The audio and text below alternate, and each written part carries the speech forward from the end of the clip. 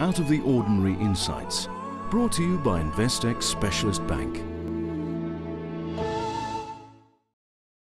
Welcome back. You're watching Captains of Industry. Tonight, we're talking to Peter Mehlape, General Manager of BD in East and Southern Africa. And we're talking about their role and the kind of products that they make. Now, Peter, you are the General Manager of this company. And I was trying to look through your education and how you came to be. Was it always meant to be that you'd work within the healthcare system? Or, like many of us, you ended where you are because that's what you found at school? Yeah, very, very interesting. I mean, like every other, young boy growing up here, I wanted to be a fireman. Right. I just wanted to help people. The motivation from other people other things was not there. I just wanted to help.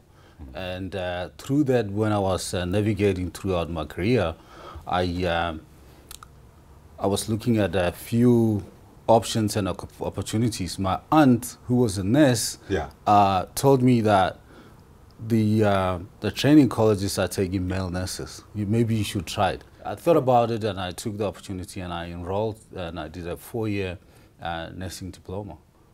Do you regret it? Which probably made the best out of me in terms of the man that I am. Right. I played a big role in my family growing up. My 2 kids, I was more easy to change the nappings and make the milk and do the homely You're stuff. saying you were better than most of us who traditionally had this mindset that, this is a woman's job. Probably 10 times better, because I was trained that way to care, to do all that. It's something that is really valuable and shaped me to who I am. Yeah. And then from there, I worked for a few years as a nurse and also in the lab, and I just saw the marketing side of me, coming out. At college, I tried DJing and making drama and all that, and that was you could have ended like me, a journalist in the music in the TV industry in news. Exactly. Yeah. And I did marketing, but immediately from there, I went into marketing, sales, rapping, because of my my background as a nurse. The one thing that I enjoyed a lot is working through as a midwife. Right. And a lot of people say, midwife? Like, helped me quite a lot, because there was this American company, Upjohn, hiring and looking for people who understand that background better, who can market labor inducement products. Yeah. You're very different in terms of your approach to things from your traditional African boy. Exactly, very strange. Often I tell people that, I was a midwife. They say, no. Bedtime stories. Yeah. It can't be. So, and I went through the ranks, the marketing, and working for various companies and all that, and studied MBA at Bond University, which, through the education, helped me out to just, see the trees in the bush, and really start growing the market opportunity for our company throughout the continent. Because one thing that I did is when I joined this company, I just saw the opportunity to work in the continent 10 years ago. That it's just, often when I take a job or an assignment, I don't often look at, the rents and cents. They're very important. But I look at what will I take at the end of the day for me. Understanding different cultures, different markets for the continent was very big for me. But also seeing the potential for the African continent in future was a driving factor for me. These days in Africa, as the continent grows and companies are engaged at the we often speak about the fact that you need to reach out to your communities, you need to talk to your stakeholders, you need to talk to your employees and all that kind of thing. The question increasingly comes back: what do guys in positions of authority like you are and give back to the community? What's the most valuable thing that you give back? You give back a lot of things. I mean, you give back your time, your experience, and facilitating a lot of things that happened. For instance, today in our organization, we've got more than 15 partnerships around the world. Right. Most of them are here. I personally driven 2 of those, initiated them. The company was generous enough, allowed me to put them forward and drive them.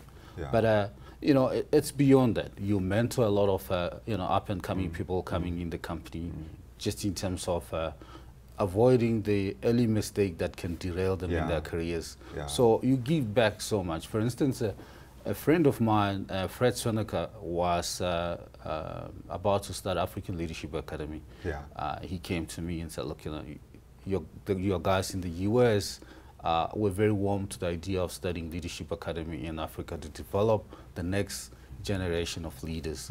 And I wanted you to help. In a lot of cases, we don't give money, but we give technical support. It is your time, it is your expertise, it is your knowledge. I'm glad you're here today. I wanted you to help me answer a question I've struggled with. Is it possible for a private company to make a fair return while at the same time producing something that benefits communities? Is it possible for a health company to make money while also helping people? Or is that a preserve of the government? But obviously you're in the industry, so you must be doing something right. Yeah, we do that all the time. There is the concept of shared value, creation of shared value as a company. You know, doing something that will make sure that infrastructure is strengthened, is developed. People are much more aware, teaming up with government and NGOs, and still selling products. I cannot sit here and pretend that we are an NGO. Sure. We are a for-profit company. You need to make a return. Listed in New York Stock Exchange. So we do this in a very innovative way where there is always a win-win situation. We need to coexist. We need to continue to do what we do. We are a technology company, but we also work through partnership. A lot of people like the fact that our tagline is helping all people. That's the why part. The how we do it is really making sure that we choose the right partners that can take us. For instance, one good example is working with International Nurses, Council of Nurses across sub-Saharan continent.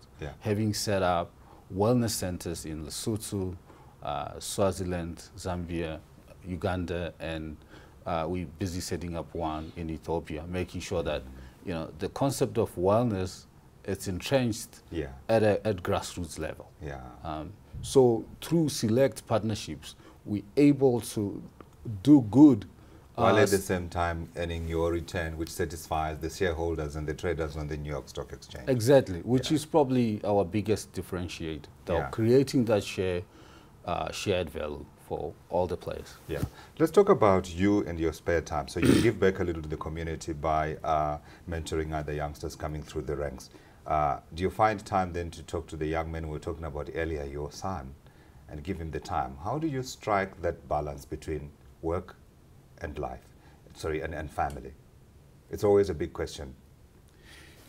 Yeah, I mean, a day is divided into, in my mind, is divided into 3 parts. The time that you sleep. I don't sleep 8 hours, but I mean, I've got 8 hours to see if I can sleep or rest a little bit. And the time that 8 hours that you're at work, doing what we do, and 8 hours that you're with your family. Trying to make sure that I spend a lot of time with my 2 kids. Are those knit blocks or are those bled all the time? They often bled. I mean, because of my standing in the community and in the company, often the reality is things overrun. Sometimes I have to go to a kids meeting at school, make sure that I don't miss those unless if I'm traveling outside the country. Also make sure that I have to have ice cream with my son. It's very important. He sees me as a role model #1. Indeed. Peter Mehlape, General Manager, BD, East and Southern Africa, has been our guest tonight on Captains of Industry. Until next time, goodbye.